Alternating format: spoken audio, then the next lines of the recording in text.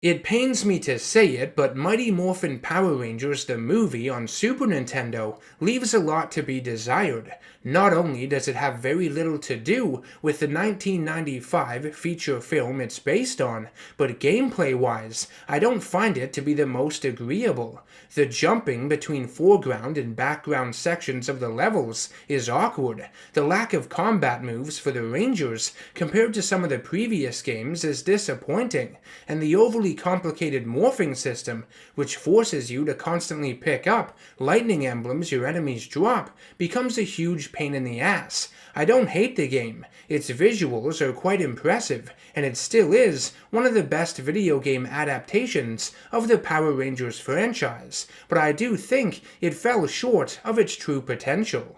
The same cannot be said about Mighty Morphin Power Rangers the movie on Sega Genesis, however, which I feel is a much greater representation of its big screen counterpart. It shows off a lot more elements found in the film, telling the player through a text scroll who the villain Ivan Ooze is, an intergalactic tyrant who rids entire planets of their adult populations before brainwashing the young to follow in his evil path. 6,000 years ago, he had been imprisoned within a hyperlock chamber deep underground, and, in the present day, was inadvertently released by a group of construction workers in Angel Grove. Ooze infiltrates the Power Rangers Command Center and attacks Zordon and Alpha 5. When the Rangers return, they are sent by Alpha 5 to a distant planet named Phaedos to obtain a new power that will help them save Zordon. The Rangers receive animal powers of the Ninjetti from the planet's master warrior named Dulcia. The Rangers spend quite a bit of time on Phaedos in the movie. There's an ancient temple, tests they must all overcome. It might not sound like it, but it's honestly really boring and brings the excitement level of the film down immensely. Thankfully, the game skips past all that crap with a simple cutscene, so you can get right back into the action. When the Power Rangers return to Angel Grove, Ivan Ooze has managed to dig up his machine monsters, known as the Ectomorphicons. There are two of them, one named Scorpatron and the other Hornatron. Ooze proceeds to attack the city with these monsters, and ends up merging with the Hornatron to battle the Power Rangers Megazord. The fight starts out in the city, but eventually reaches outer space, with the Earth seen in the background, which is pretty fucking epic. Something I didn't like about the SNES version of Mighty Morphin Power Rangers the movie was how little it referenced the movie. There was barely any plot to speak of. At least the Genesis version provides the player with some cutscenes, so you have a bit more context behind what you are doing. The cinematics effectively adapt some of the noteworthy moments found in the film. It's missing a huge chunk of the story taking place on Phaedos, where the Rangers' animal spirits are awakened within them, which might be a letdown to some, but in its place, it does add in a flashback level which goes into how Jason, Trini, and Zack had stepped down as Power Rangers during the latter seasons of the Mighty Morphin TV series, with their powers being transferred into their replacements, Rocky, Aisha, and Adam. The flashback level is set on Rita's moonbase and has you battle Goldar as well as Lord Zed, who still remains the coolest looking villain in all of Power Rangers. I don't care what any of you say.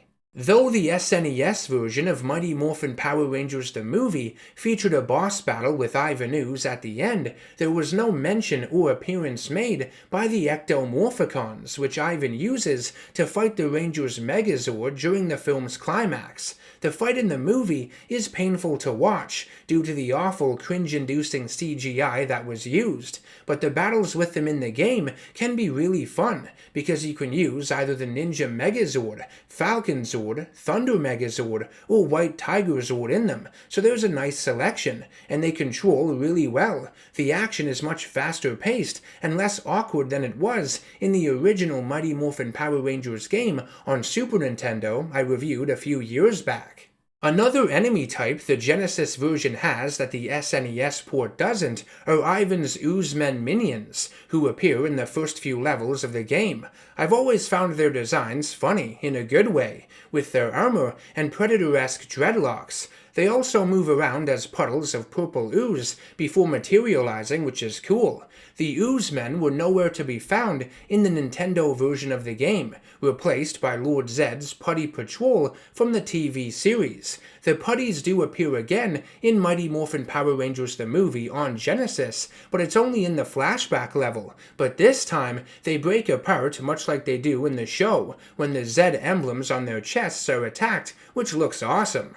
Mighty Morphin Power Rangers the movie on Sega Genesis is a far better game than the SNES version in my opinion. Its beat-em-up gameplay, while repetitive, can be highly satisfying, and its graphics are colorful and appealing, with the Rangers' costumes looking great and their musculature more realistic than in their previous video game appearances that favored a more exaggerated style, not that I had any problem with that. The music in the game is superb, and the grunts and hi-ya sounds the Rangers make during combat add to the game's overall flair, and of course, as an adaptation of the 1995 Mighty Morphin Power Rangers movie, the Genesis version is far more effective than the Super Nintendo one, which felt very lazy in that regard. The best part about the Genesis port, though, in my honest opinion, is just how much more replayability it has. The difficulty level is far more manageable and accessible for all players, regardless of age or experience, and I think with any game featuring the Power Rangers, that sort of thing is key. If you have not yet played this game and are a fan of the Power Rangers, whether a complete diehard or simply a casual, then you owe it to yourself to check it out. It's good fun. The movie it's based on might be a piece of shit, but its video game adaptation, the one on Sega Genesis at least, really stands the test of time. I want to thank you all for watching my review of Mighty Morphin Power Rangers the movie on Sega Genesis. If you've played it before, I'd love to hear your thoughts on it, as well as the SNES version, down in the comments section below. If you'd like to support the channel and the production of more superhero-related content like this, think about subscribing, hitting that bell icon to receive notifications, and become a producer over on patreon.com if you can.